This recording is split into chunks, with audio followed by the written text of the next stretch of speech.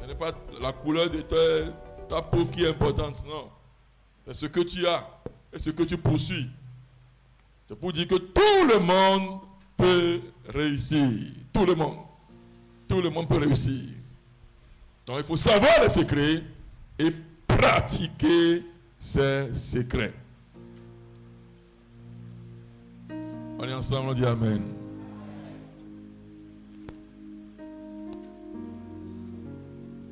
Maintenant, qu'est-ce qu'on appelle sommeil? Qu'est-ce qu'on appelle sommeil? Le docteur nous a aidé tout à l'heure à comprendre le sommeil. Je reviens un peu sur ça. Le sommeil, c'est la partie ou le point le plus élevé de quelque chose. Donc quand on dit sommeil, ce n'est pas la moyenne. Et notez bien, les bien-aimés, que la moyenne n'est pas célébrée. On ne célèbre pas la moyenne. Vous voulez être célébré, vous devez aller au sommet.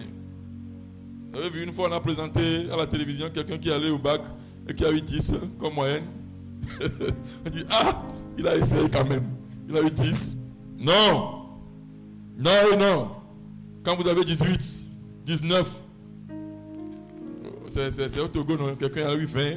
20, non. Au BPC, non. Oui. Quand vous avez des notes comme ça, ça attire l'attention. Vous êtes au sommet. Là, on peut vous célébrer. C'est le sommet qui est célébré.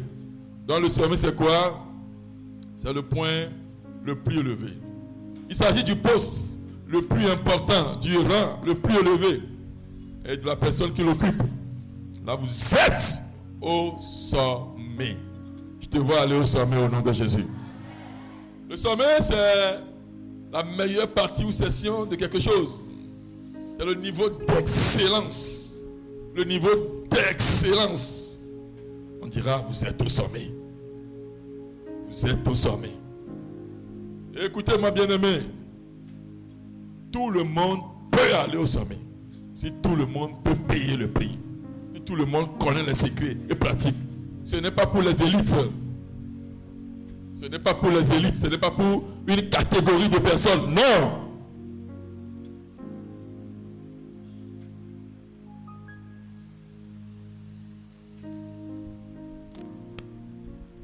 C'est un endroit enviable, le sommet. Un endroit enviable. Un endroit enviable. On veut aller là. Les gens envient cette place. Maintenant, la bonne nouvelle est quoi? Vous êtes fait pour le sommet. Vous êtes fait pour le sommet. Dis à toi-même, je suis fait pour le sommet. Yeah. Tu es fait pour le sommet. Maintenant, notez bien ceci.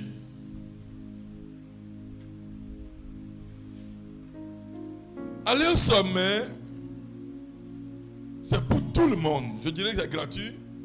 C'est difficile à expliquer cette affaire-là. Mais il y a un prix à payer. Vous comprenez ça? Il y a un prix à payer.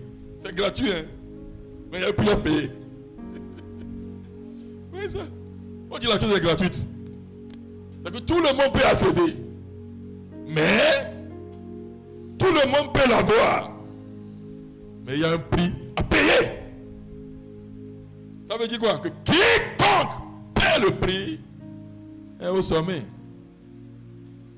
Quiconque paie le prix est au sommet. C'est gratuit, mais pas bon marché. Il y a un prix à payer. Il y a un prix à payer. Dis à ton prochain, il y a un prix à payer. Il y a un prix à payer.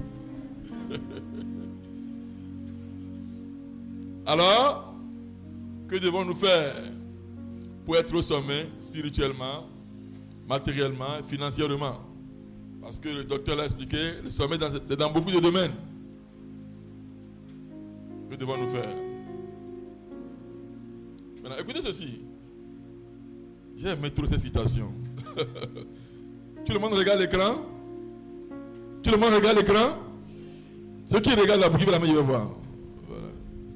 Je vais dire 1, 2, 3, on va lire ensemble. Je vais lire à haute voix. 1, 2 et 3.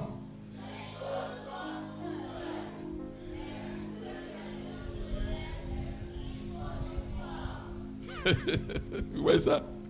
Si c'est pour tomber là, c'est facile. La chose peut tomber d'elle-même. Je laisse le micro là, rapidement, il est à terre. Mais pour que le micro monte, il faut que quelqu'un déploie la force. Ça veut dire quoi? Si c'est pour tomber, tu n'as pas besoin d'effort. Non. Tu peux te réveiller à 10h tous les jours, te coucher à 20h, tu seras à terre. Mais pour monter là, il faut une force, il faut un effort, il faut se donner, il faut des principes, il faut des valeurs, il faut des règles. Sinon, tu ne peux pas aller vers le sommet. Je répète, cette citation de Eudépo, qui est un pasteur, il dit, les choses tombent toutes seules. Pour être à terre, pas d'effort. Mais pour que quelque chose s'élève, il faut une force. Donc après ce rendez-vous, cette rencontre, cette conférence, quelqu'un doit changer ses habitudes. Tu dois changer tes habitudes si tu veux tendre et rester au sommet.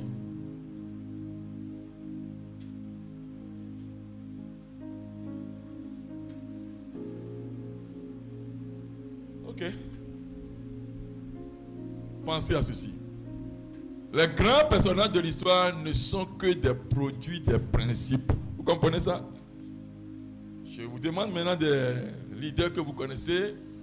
Vous allez me donner de grands noms. De grands noms.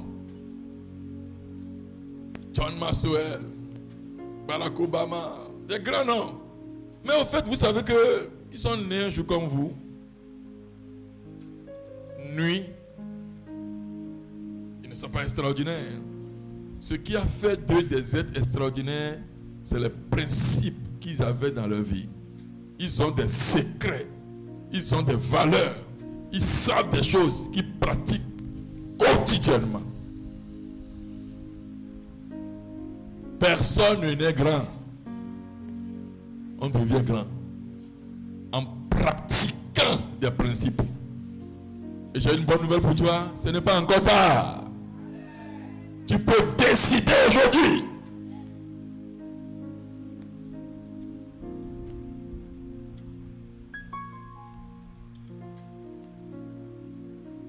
Tu es avec moi, dis Amen. Ok. Quelqu'un ici a pris une fois un avion?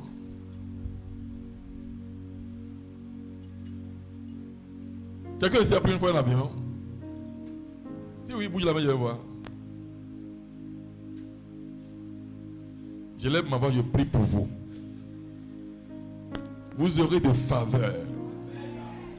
Et dans les années qui viennent, vous prendrez des avions comme des taxis au nom de Jésus. Prendre l'avion n'est pas un luxe, non. Ça se réalisera au nom de Jésus. Quand vous rentrez dans un avion, il y a deux places. Il y a une place qu'on appelle place économique. C'est un avion peut-être de 150 personnes par exemple. Place économique, là, vous pouvez avoir jusqu'à 120 places. Et puis il y a place d'affaires. Là, c'est environ 15 ou 20. Alors, place économique, c'est aussi avion. C'est aussi avion. Mais c'est comme dans le bus, là. Le bus des étudiants, là. Vous êtes là, assis là. Il y a une hôtesse qui vous sert. Mais à la place économique, vous allez penser que vous êtes dans un salon. Vous êtes à l'aise. Une table devant vous. Votre siège peut devenir un lit. Ce que vous voulez, on vous donne ça. Et on n'aime même pas que les gens... Vous savez la différence? Vous savez la différence? C'est le prix qu'ils ont payé. Tous ceux qui sont dans l'avion peuvent aller à la place d'affaires s'ils acceptent le prix. Et pour un vol où vous payez place économique à 250, 300 000, place d'affaires, on peut vous dire 1 million. On peut vous dire 1 million. Mais quand vous rentrez dedans, vous êtes à l'aise. Écoutez-moi, les bien-aimés. Je suis envoyé par Dieu pour te dire ce matin que tu peux aller au sommet. Oui. Si tu peux payer seulement le prix. Ça demande un prix cher. Très cher. Mais quand tu paies le prix, personne ne peut t'arrêter. Ce n'est pas les gens t'aiment ou ils ne t'aiment pas. Il y en a parmi vous, vous êtes triste parce que les gens ne vous aiment pas. Ça ne veut rien dire. Dans la vie, il y en a qui vont t'aimer, qui ne vont pas t'aimer. Ça c'est rien ça. Paie le prix. Mon frère, tu es là. Tu ne rates jamais. Tu vas venir au nom de Jésus. Ok. Voyons un peu ce cas dans Marc chapitre 2. Marc chapitre 2. C'est les amis d'un paralytique. Ils sont venus pour voir Jésus. Parce que Jésus est celui qui guérit. Et quand ils sont venus, la Bible dit que la maison est pleine à craquer. Il n'y a pas d'espace pour aller vers Jésus. Au sol là, regardez-moi s'il vous plaît. Au sol de la maison là, c'est rempli. Vous ne pouvez pas rentrer. Vous me suivez? Mais au sommet, c'est vide.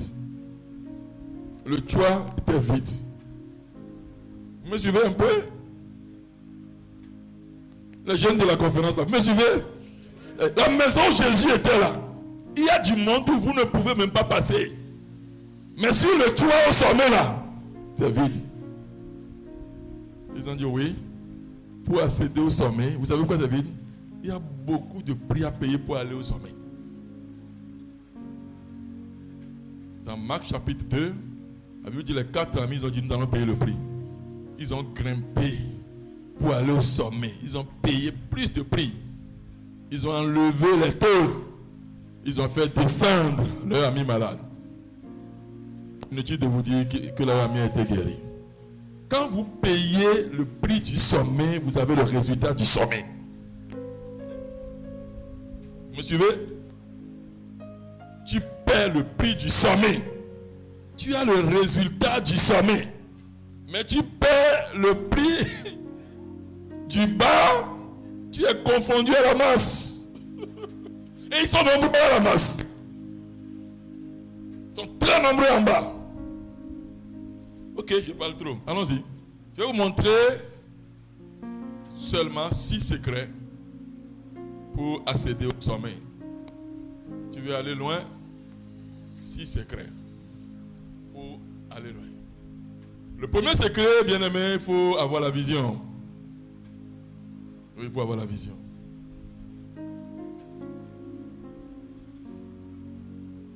Dis-moi, tu poursuis quoi actuellement là? Comment te vois-tu dans 20 ans? Dis-moi, tu veux devenir quoi dans la vie? Ou qui dans la vie? Et qu'est-ce que tu fais pour y arriver?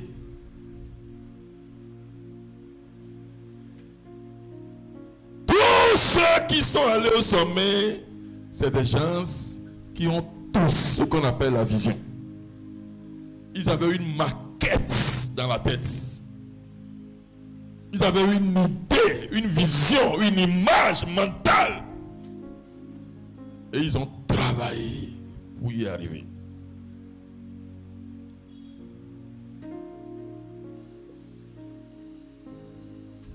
Toi, que vois-tu pour toi-même?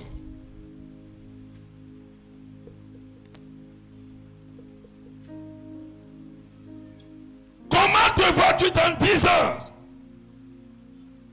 Et qu'est-ce que tu fais pour y arriver là?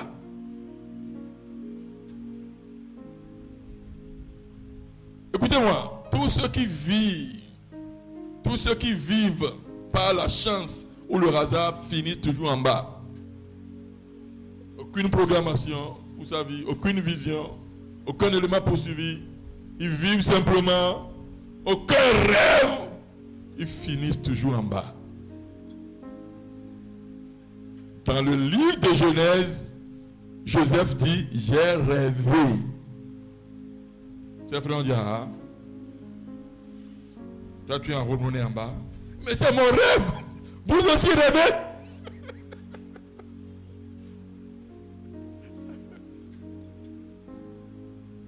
Deuxième fois, j'ai rêvé. avait encore. On dit, pas devant nous. Ils l'ont capturé, ils l'ont vendu. Mais on ne tue pas l'homme de vision. Tu ne peux pas l'arrêter.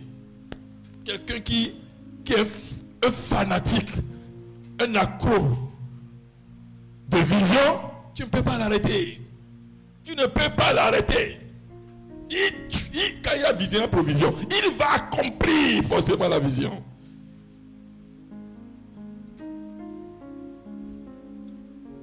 Il a passé des années en prison, mais finalement la vision s'est réalisée. Sois un visionnaire, mon frère. Poursuis quelque chose. Vois quelque chose de loin. Tu es jeune, vois quelque chose de loin. Et travaille pour y arriver. Le docteur parlait de travail dur. Travaille pour y arriver. La vie n'est pas la chance. La vie n'est pas le hasard.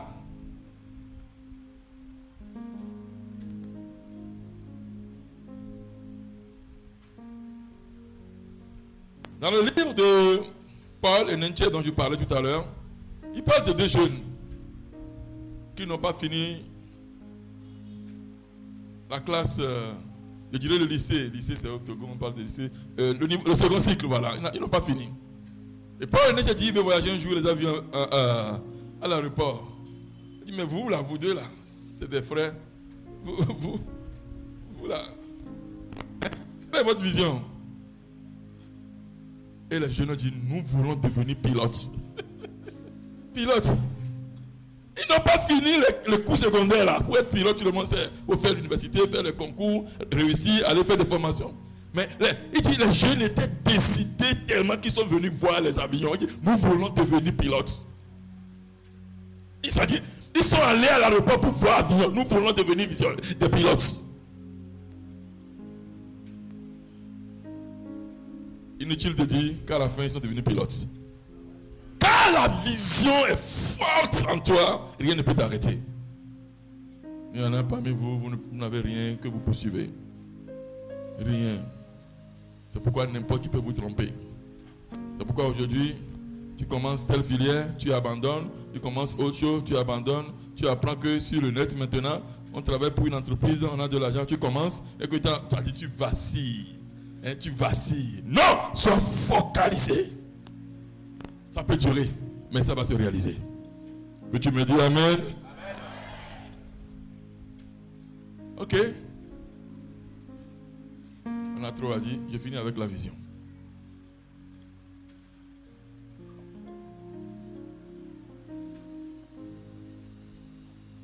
Celui qui n'a pas la vision, c'est un cadavre. Il ne bouge pas. Il peut bouger physiquement, hein. Mais quand vous le voyez, aucun progrès. Donc sois un visionnaire.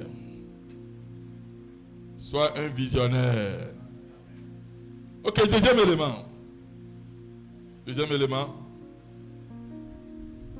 Le second secret pour aller loin dans la vie, c'est se libérer de son passé. Vous me regardez? Si tu me regardes, puis la main devant. Si tu me regardes. Ok, tu me regardes. Ah, c'est bien. Second secret, c'est se libérer de son passé. Il y en a parmi vous, vous êtes encore enfermé dans la boîte de votre passé. Il y a eu des blessures dans le passé. Il y a eu des échecs dans le passé. Il y a eu des maltraitances dans le passé. Et puis, ça vous affecte négativement. Vous vous voyez incapable. Non! Il y en a même parmi vous qui ont eu des suicides dans le passé. Et puis, c'est devenu une boîte. Quand j'étais au CM2, j'étais le premier de la classe.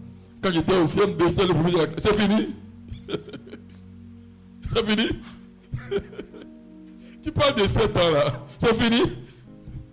Oh. Libère-toi de ta boîte. J'avais 3 ans quand mon papa est mort. Et après, il y en a dans le ventre, il n'y a pas son nom. Quand ils sont nés, ils n'ont pas vu papa. Libère-toi de ta boîte. De ton passé.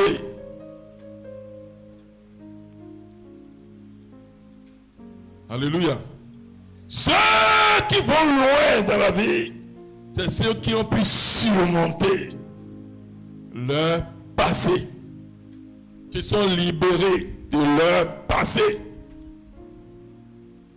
Je vous donne 4 vérités sur le passé. 4 vérités sur le passé. Allez, 4 là-bas.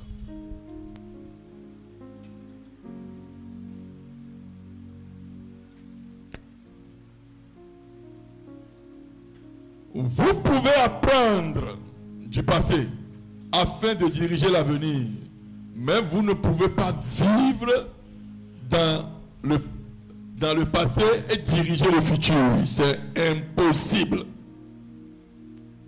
Impossible.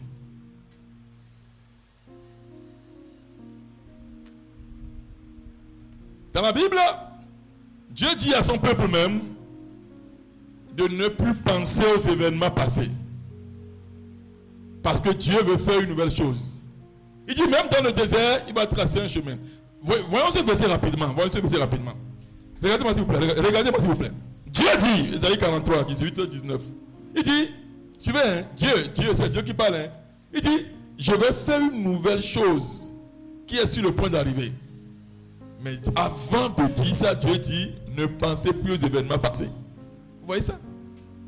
Pourquoi Dieu dit ça?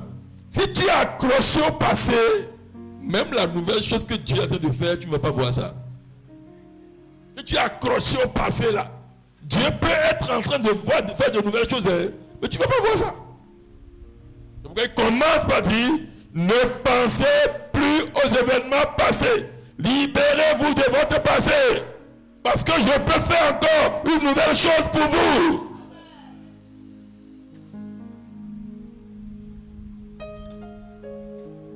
Je ne sais pas ce que tu as traversé dans ta vie. On t'a violé quand tu avais 14 ans. Ton papa t'a abandonné. Oublie. La vie est encore devant. La vie est encore devant. Ce n'est pas la fin. Beaucoup d'entre vous, vous connaissez Joyce Meyer comme prédicatrice. Ça connaît son histoire.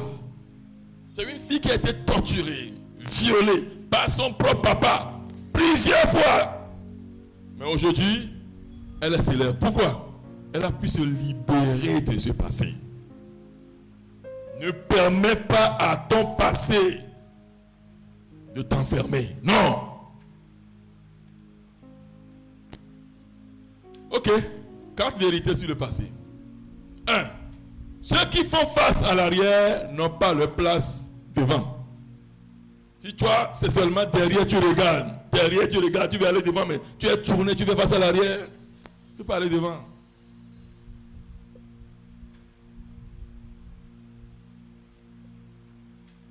Deux. Il y a un micro, aidez-moi s'il vous plaît. Ceux qui demeurent dans le passé perdent leur place dans le futur. Si tu demeures dans ton passé, à tout moment c'est passé, il y a de cela 5 ans, il y a de cela 6 ans, il y a de cela 10 ans, tu n'as plus de place dans le futur. Laisse le passer, laisse le passer.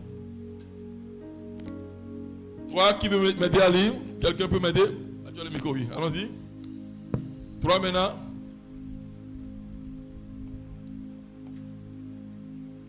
Oui. Célébrer l'importance du passé, c'est perdre de sa pertinence pour l'avenir. Si tu as, c'est seulement le passé, tu apprécies.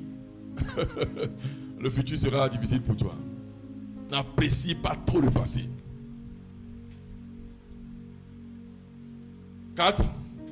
Faire le deuil du passé, c'est perdre la joie du futur. Voilà. Il y en a qui sont toujours en deuil à cause du passé.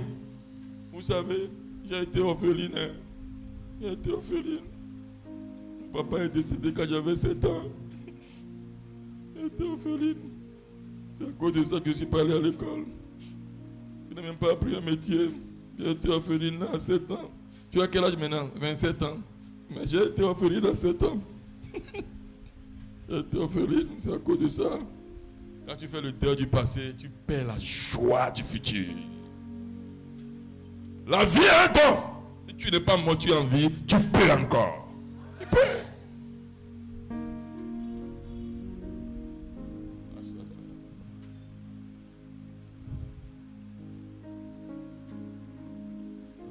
Ok. On va continuer.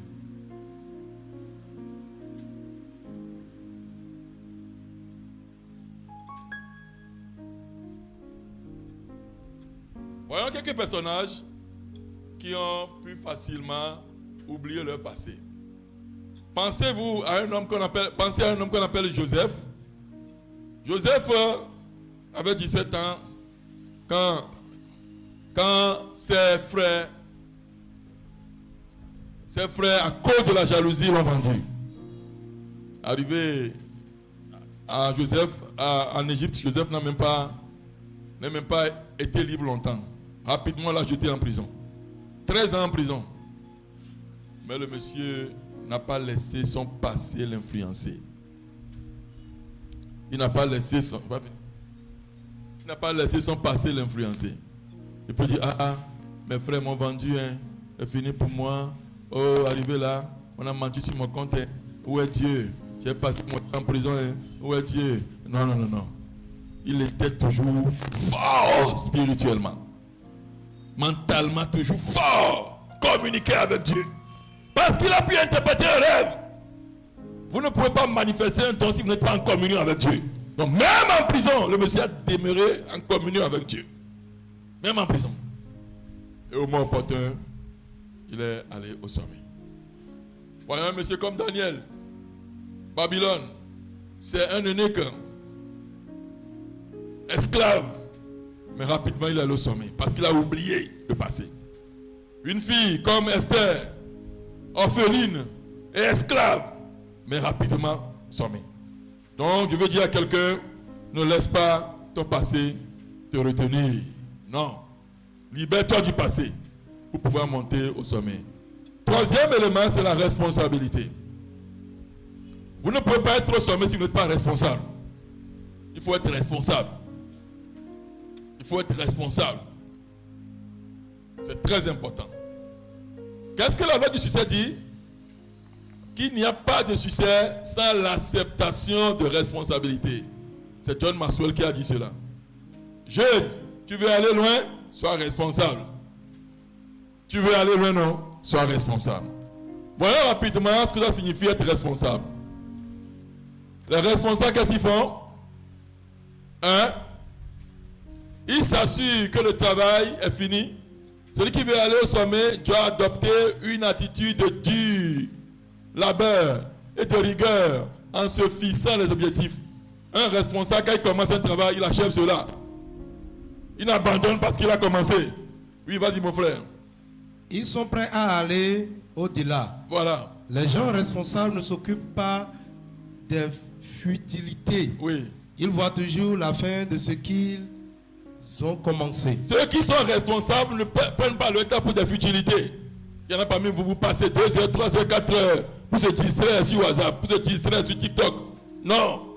Tu es responsable, tu commences quelque chose, tu vois la fin. Tu continues, tu achèves cela.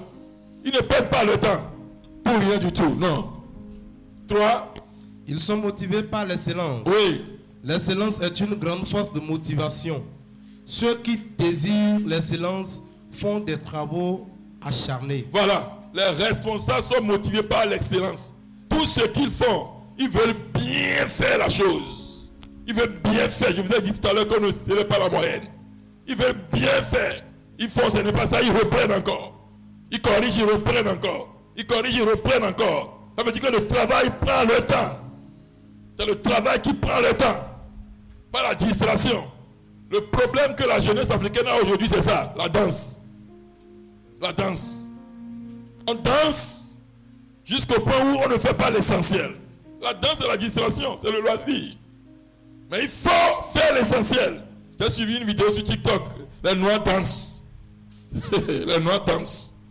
Pendant que les jeunes asiatiques sont dans les usines, et les Américains sont en train de fabriquer, les Noirs dansent. Et ils dansent. Les Noirs. La danse est une bonne chose, c'est vrai. Mais il ne faut pas que tu apprennes tout ton temps. Non. Donne-toi l'essentiel. Sois responsable. Avant la distraction, il faut faire ce qui est essentiel. Amen. On est avec moi, on dit Amen. 4, oui. Il trouve toujours quelque chose à faire. Si vous êtes oisif, alors vous ne méritez pas le sommeil. Si toi, à ce moment, tu es libre, oisif, tu aimes t'amuser, sortir, aller à la plage, c'est ça, tu aimes, ah oui, moi j'aime la vie, hein. Le sommeil est difficile à céder. Ceux qui vont au sommeil ont toujours quelque chose à faire. À tout moment, il y a un objectif à atteindre. Ils poursuivent un but. Ils lisent un livre. Ils suivent un article. Ils réfléchissent sur quelque chose. Ils apprennent. C'est des gens occupés. Ils se développent. Ils suivent une formation. Ils sont à un séminaire. Ils discutent avec une personne sage. Ils vont rencontrer un expert. Si toi tu es oisif, tu es libre, tu aimes la distraction, tu aimes l'amusement, tu aimes te balader, tu t'éloignes du sommeil. Le sommeil n'est pas pour les oisifs, non. C'est ceux qui aiment le travail acharné. Ceux qui sont occupés. Ils sont occupés. Tu les vois, c'est un livre, ils lisent. Tu les vois, c'est un documentaire. Tu les vois, c'est la réflexion. Tu les vois, ils lisent la Bible. C'est des gens occupés. Ils vont au sommeil. Pas pour les oisifs qui dorment, se réveillent, regardent des dessins animés, rient fatigués. Non. Parce que tu es ce que tu connais. Ok. Quatrième secret, c'est l'engagement. Vous voulez aller loin? Soyez un homme engagé. Soyez une femme engagée. L'engagement consiste à aller jusqu'au bout. Dans 2 Rois, nous avons vu un jeune engagé là-bas. Il s'appelle Élisée. Il a visé le sommet. C'est devenu un prophète. C'est son sommet, ça. Tout à l'heure, le docteur a dit cela, que chacun a son sommet. Quand Élisée a vu Élie, il dit, hey, ce monsieur qui fait descendre le feu là, je veux être comme lui. Je veux être comme lui. Il a abandonné tout ce qu'il avait pour suivre. Il était engagé. Et à un moment donné, son maître a voulu le distraire. Élisée, reste ici, à Gilgal.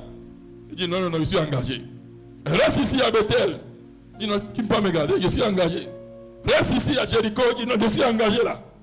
Ils sont allés ensemble à Jourdain. Donc tu dois être engagé. Engagé. Quand tu poursuis quelque chose, tu dois aller jusqu'au bout. Jusqu'au bout. C'est là où on a ces 2 sommeils. Quand tu fais des pas chaque jour, tu tends vers ton sommeil. Qu'est-ce que l'engagement? Allons-y mon frère. L'engagement, c'est être sérieux. Oui. C'est décider de réussir. Oui. C'est être prêt à payer le prix qu'il faut pour accomplir sa vision. Voilà. Être engagé, c'est une décision. Je dois payer le prix. Le prix du sommeil. Il y a un prix à payer. C'est comme un supermarché, non? C'est comme un supermarché. Tu vas dans Erevan. Tout ce que tu veux, tu prends seulement ça. On ne te dit rien. Vous n'avez pas remarqué ça? Allez voir. Tu prends quelque chose, on ne te dit rien, mais parlez seulement. Tu peux être enfant de 8 ans, tu prends, on se tait. Mais la caisse t'attend. Monsieur, est-ce que tu peux payer le prix? Si tu payes le prix, vas-y avec ça. Amen. L'engagement, c'est ça. Décider de payer le prix. C'est être capable de respecter les principes pour atteindre le but. C'est être capable de finir la course. Tu es engagé. Il y en a qui poursuivent un but. Quelques temps après, on les voit démissionner. Non, tu n'es pas engagé. Tu ne mérites pas le sommeil. Ça peut te prendre du temps. Tu es décidé. Alléluia. Oui, vas-y. L'engagement donne la force. Oui. Pour les bosseurs, c'est arriver à faire un chaos.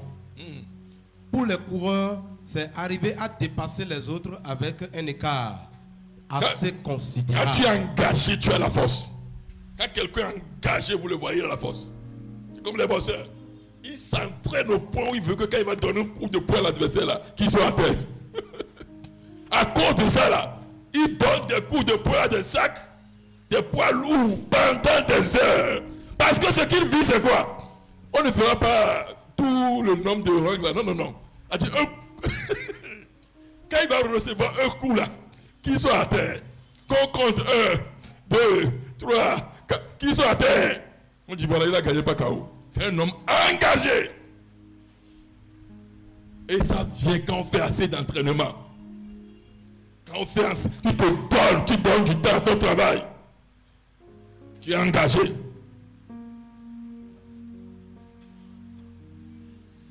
Alléluia. Le sommet, je veux, sois engagé. Tu as le prix à payer, le prix de l'engagement. Élisée l'a payé. Et il a reçu la double portion de l'onction qui était sur lui. Pas parce qu'il s'appelle Élisée, hein, mais parce qu'il a payé le prix. Ton nom ne veut rien dire encore. Tu peux dire mon nom maintenant c'est Jésus-Christ. Ça ne veut rien dire. Si tu payes le prix, on verra le résultat. Mon nom c'est Patrice Talon, ce n'est pas un problème. Paye le prix.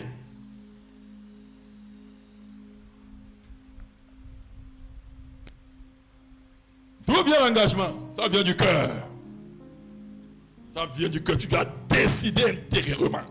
Je dois aller jusqu'au bout. Personne ne connaît mon père. Personne ne connaît ma mère. Mais moi, on va me connaître. Décider. Une décision interne venant du cœur. C'est comme ça l'engagement vient. L'engagement vient des actions et accomplissements. Quand tu es engagé, il y a les actions. Tu dois accomplir des choses. Ce n'est pas la bouche. Ce n'est pas parler beaucoup, beaucoup, beaucoup. Il y en a qui parlent beaucoup, beaucoup, beaucoup, beaucoup, mais ils ne font rien. Tu les vois là, au moins ce que je vise. Parle beaucoup, rien. Non, c'est action et accomplissement. Jésus a dit, si vous ne croyez pas à moi là, au moins à mes œuvres là, croyez. C'est un homme engagé ça.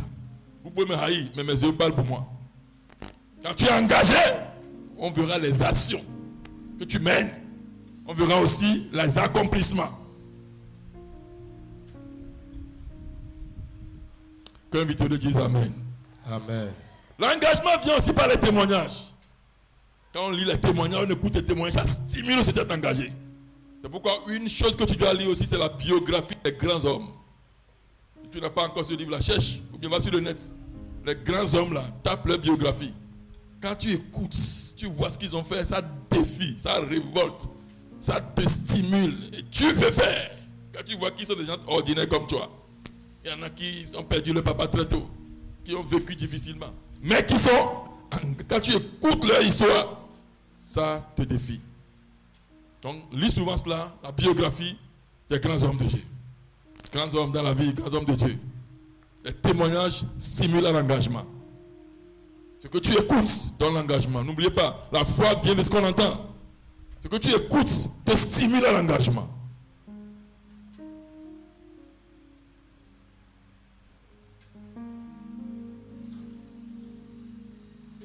Alors tu dois faire des sacrifices également.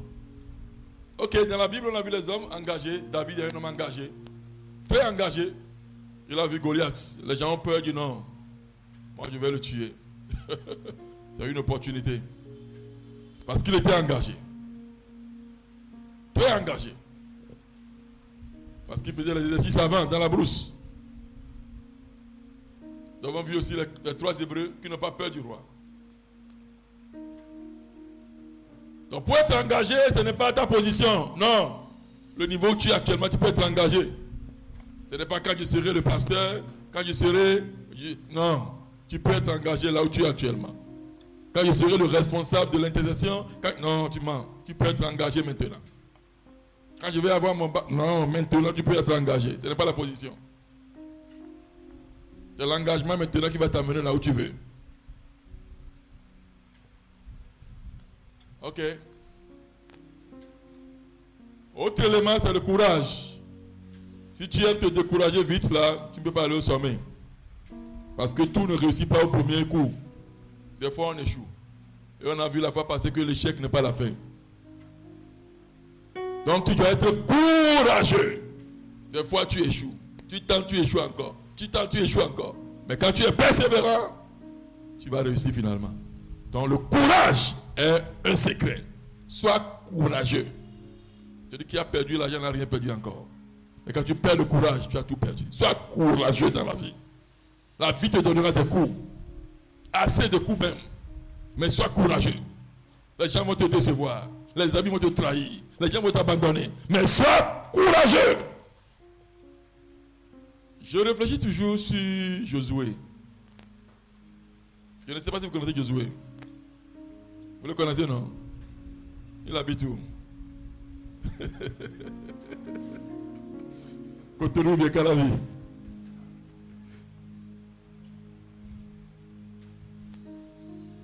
Quand je vois Josué remplacer Moïse, ça m'étonne.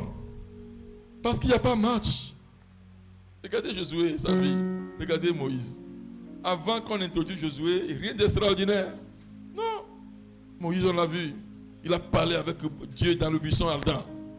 Et il avait fait des formations en étant fils de la fille de Pharaon. Il était un homme vraiment instruit. Hein? C'est un homme de guerre également. Il a appris beaucoup de choses. Et quand Dieu l'a appelé, Dieu lui parlait. Il écoutait la voix de Dieu audiblement. Cet homme a tenté à échouer. Et Dieu prend maintenant Josué. Josué connaît quoi? Mais Dieu lui a donné un secret. Il dit, prends courage. C'était la clé, la force, le secret de Josué. Dieu dit, si tu ne te décourages pas là, si tu es toujours courageux là, ce que le grand Moïse n'a pas pu faire, toi tu vas le faire. Bien-aimé, tu veux aller loin, sois courageux. Tenter une fois, échouer n'est pas la fin. Poursuivre quelque chose, ne pas l'atteindre encore, ce n'est pas la fin. Reprends encore. Essaie à nouveau. Ne te décourage jamais de la vie. Quand j'apprends que les gens se suicident, ça me fait mal. Pourquoi tu vas te suicider? Pourquoi? Il y en a qui vont au bac, qui échouent et puis ils se suicident. Bac, yaya. Que les gens aujourd'hui, sans trouver à manger. Et tu échoues au bac, tu te suicides. Pourquoi? Il y en a qui disent, il m'a abandonné. Hein? Il m'a abandonné. Mon fiancé m'a abandonné. On était ensemble 7 ans. Je pensais que c'est lui. Et j'ai tout donné. Et puis, il m'a abandonné. Et après? Et après? Et puis, il y en a qui se suicident pour ça. D'autres deviennent malheureux. D'autres disent, je ne veux plus affaire d'hommes. Les hommes, là, ils sont pareils. D'autres, les femmes sont même pipes. Même. Je veux devenir comme Jésus.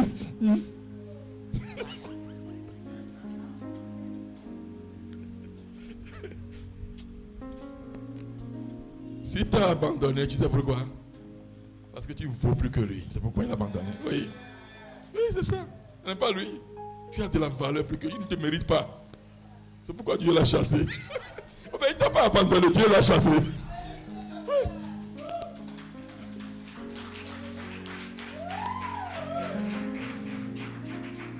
Ne te décourage jamais dans la vie.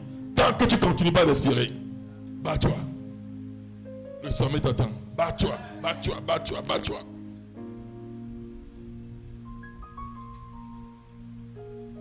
Comment développe-t-on le courage? Comment développe-t-on le courage? Vas-y mon frère.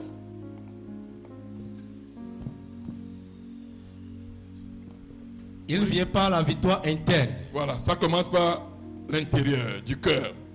La victoire interne. 2. Le courage est la force qui inspire l'engagement des gens. Voilà. Si tu es encouragé, si tu as le courage, ceux qui t'entourent seront aussi encouragés. Oui. Le courage est contagieux, oui. Et c'est le plus important atout d'un leader selon Billy Graham. Voilà. Le courage c'est contagieux. Si tu es un responsable courageux, ton équipe sera courageuse. Mais si ton équipe, il y a des gens dedans capables, mais toi-même tu es découragé, ils seront tous comme toi. Donc le courage est contagieux. C'est indispensable pour un leader. Jeune leader ne perd jamais le courage. Maintenant, écoutez-moi s'il vous plaît. Maintenant, regardez-moi s'il vous plaît. Le courage ne veut pas dire qu'à tout moment tu es fort. Hein. Ouais, Jésus, non. Jésus avait dit, son âme était triste jusqu'à la mort. Et puis il ouvre la bouche, il dit, Père, enlève-moi cette coupe. Vous comprenez un peu ça? Si tu es humain, la faiblesse va te visiter. Des fois, tu es abattu. Des fois, tu es... Vous comprenez un peu? Les choses arrivent, tu es troublé, tu ne sais pas quoi faire. C'est humain, c'est normal, c'est la vie. Mais être courageux est quoi? N'accepte pas cette condition. Dis-toi, tu veux m'en sortir. Mets ta confiance sur Dieu. Dis-toi, tout va changer encore. Ne cède pas, n'abandonne pas, ne démissionne pas. C'est être courageux, ça.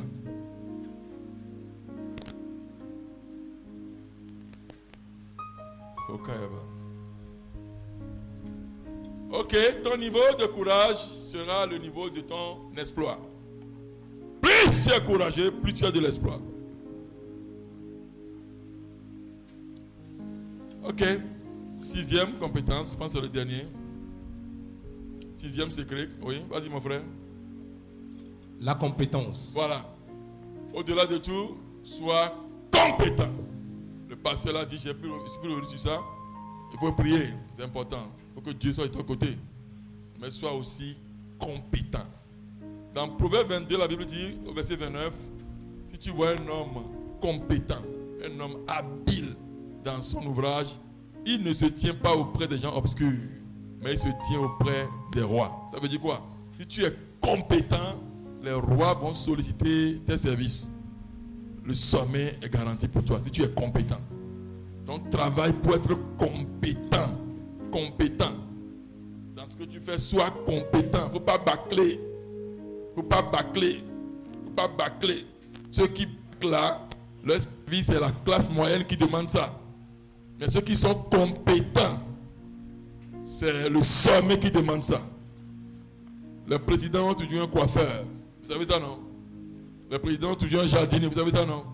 Le président a toujours un cuisinier. Vous savez ça, non? Mais ce n'est pas n'importe qui. C'est la cuisine, hein, mais il y a des niveaux. C'est la coiffure, hein, mais il y a des niveaux également. Donc, sois compétent dans ce que tu fais. Sois compétent. Ne bâcle pas, ne bricole pas. Tu veux aller au sommet, sois compétent. Quand on appelle, tu vois qu'on sache que c'est ça que tu sais faire. Vous vous rappelez de David, non? C'est la compétence qui amène au palais royal. On voulait quelqu'un qui joue de la musique. Quelqu'un a dit dans le pays là, il n'y a personne, hein. Il y a un garçon de GC là. Non, il sait jouer. Alors que ses frères étaient là, des officiers de guerre. Ils ont fait l'école militaire. Ils sont dans l'armée. David n'est même pas allé à l'école. Mais en matière de musique là, il est compétent. Il est compétent.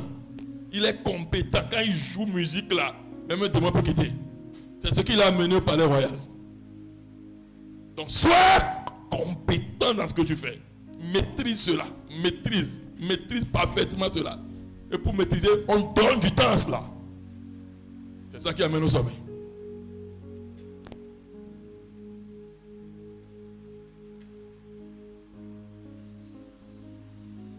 Si tu l'as bâti, oui mon frère. Si tu l'as bâti, La compétence, oui. les gens viendront vers toi car la compétence n'est pas dans la parole mais en acte. Oui. C'est être capable de dire une chose et de le faire. Oui. C'est la capacité d'assumer une responsabilité. Voilà. Quelqu'un remarque sur la compétence. Ce n'est pas un don spirituel. Chrétien, écoutez-moi. Chrétien, écoutez-moi. Ce n'est pas un don spirituel. Oh Seigneur, donne-moi compétence. Oh Seigneur. Non, ce n'est pas un don. Seigneur, j'ai jeûné 3 jours. Compétent, je veux être compétent. Ce n'est pas un don. Chrétien, écoutez-moi, ce n'est pas un don. Ce n'est pas tout on reçoit par la prière. Vous savez, il y en a qui pensent que être spirituel exclut le travail manuel. A dit, quand il est spirituel là, ça veut dire que le travail manuel, balayer, faire les tables, on ne peut pas faire ça. Tu es plus spirituel que Dieu. Tu es plus spirituel que Dieu, non? Dieu, pour faire l'homme, a pris de l'argile, de la poussière, mélangé avec, fabriquer un corps. Tu es plus spirituel que Dieu.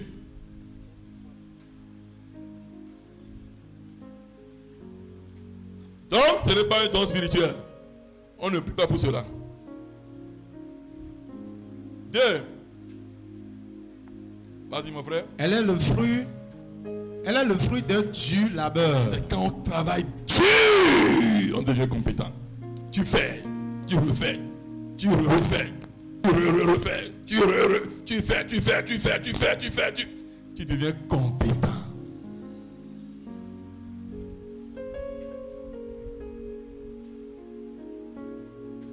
Parce qu'il y a 3 niveaux d'apprentissage, il y a 4 niveaux.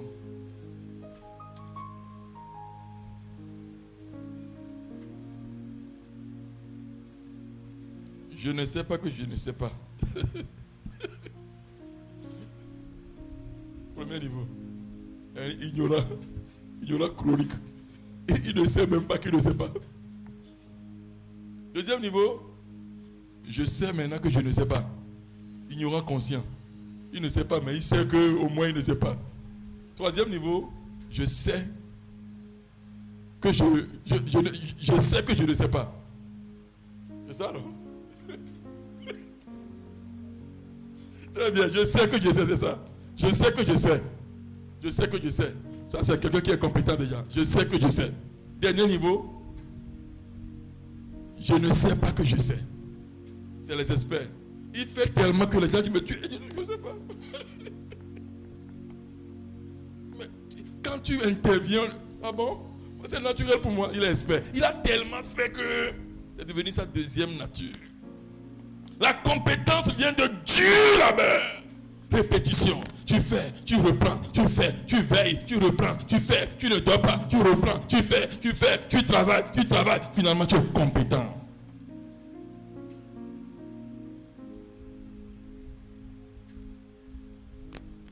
Tu vas passer 1 heure sur quelque chose.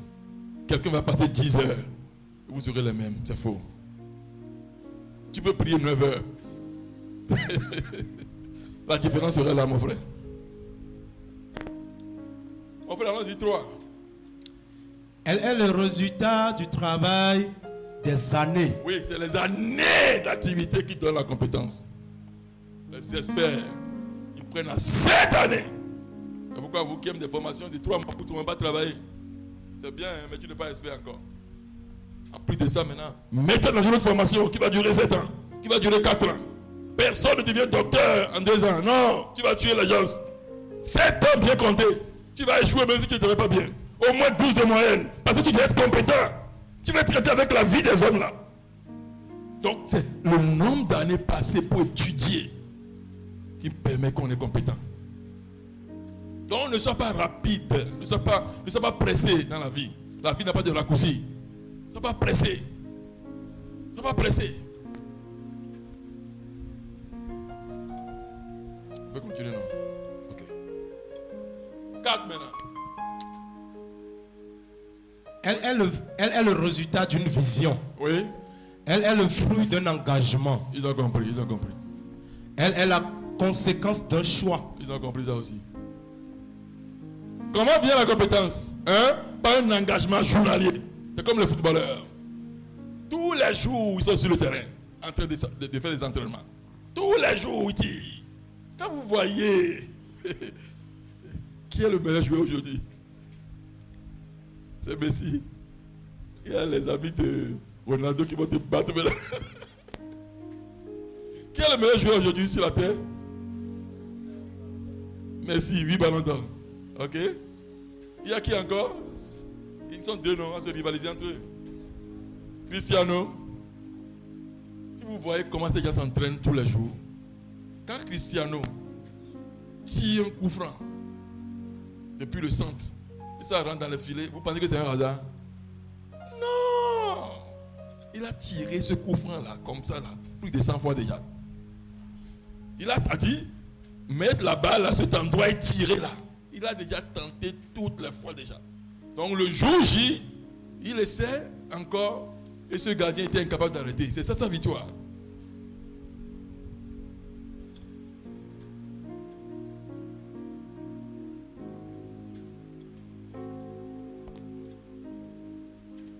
Donc tu veux la compétence, continue par t'entraîner dans ton domaine.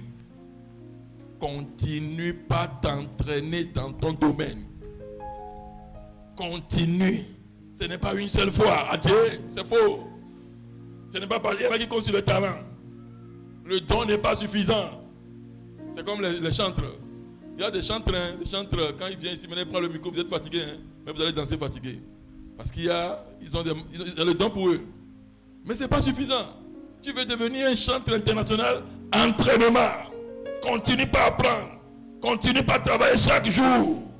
Là, tu vas dépasser le niveau de talent. Parce que le talent n'est pas suffisant. C'est le secret des footballeurs. Ils s'entraînent chaque jour.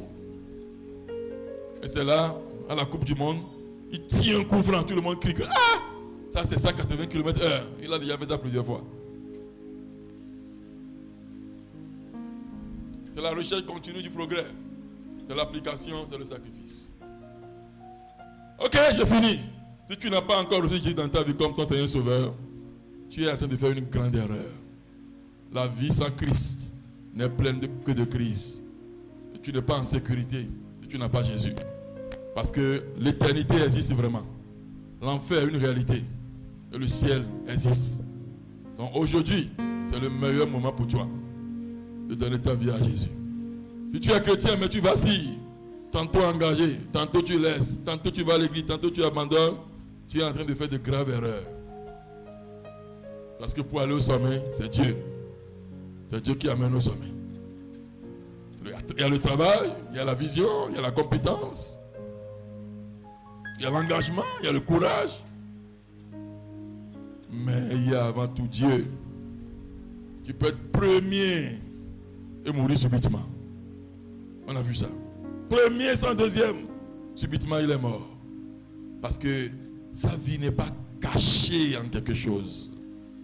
Donc ma soeur, mon frère, si tu m'écoutes maintenant, et que ta vie, ta relation avec Dieu n'est pas stable, décide aujourd'hui. Parce que le jour de salut, c'est aujourd'hui. Que Dieu vous bénisse. Amen.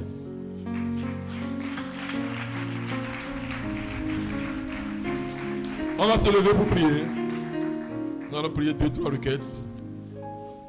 Levons-nous s'il nous plaît, levons-nous. Ne sois pas fatigués.